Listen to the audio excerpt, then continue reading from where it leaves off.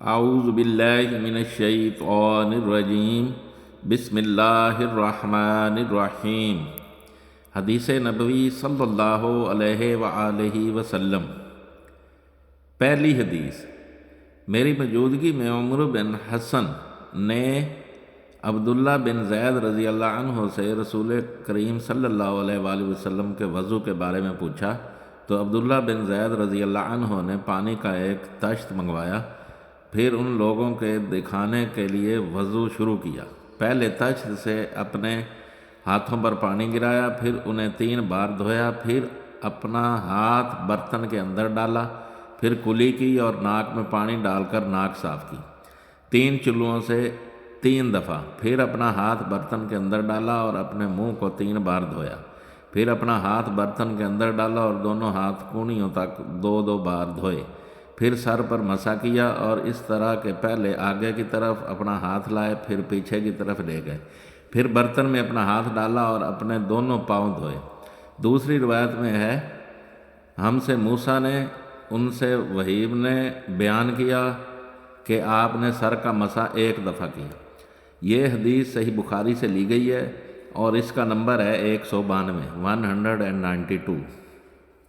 دوسری حدیث، رسول کریم صلی اللہ علیہ وآلہ وسلم کے زمانے میں عورت اور مرد سب ایک ساتھ ایک ہی برتن سے وضو کیا کرتے تھے، یعنی وہ مرد اور عورتیں جو ایک دوسرے کے محرم ہوتے۔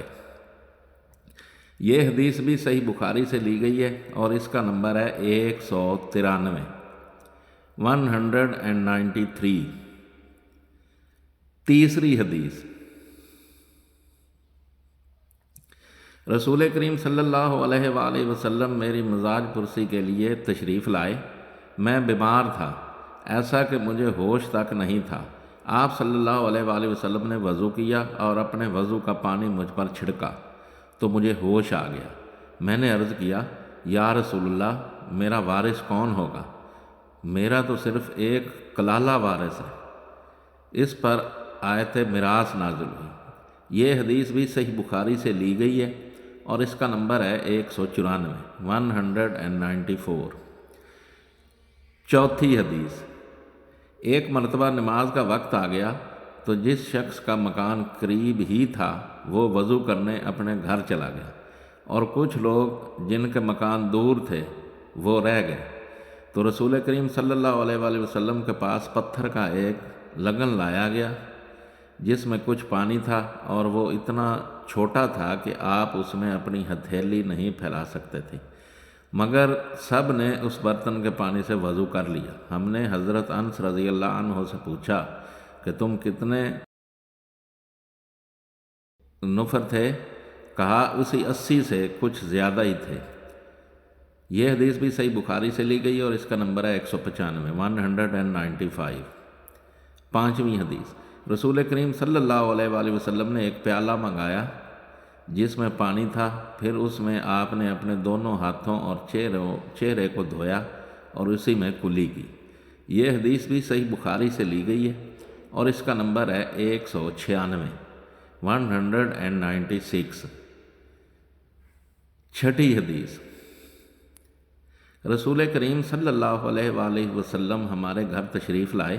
ہم نے آپ صلی اللہ علیہ وآلہ وسلم کے لیے تانبے کے برتن میں پانی نکالا، اس سے آپ صلی اللہ علیہ وآلہ وسلم نے وضو کیا، 3 بار چہرہ دھویا، 2 بار ہاتھ دھوئے اور سر کا مسح کیا، اسی طرح کہ پہلے آگے کی طرف ہاتھ لائے، پھر پیچھے کی جانب لے گئے اور پیر دھوئے۔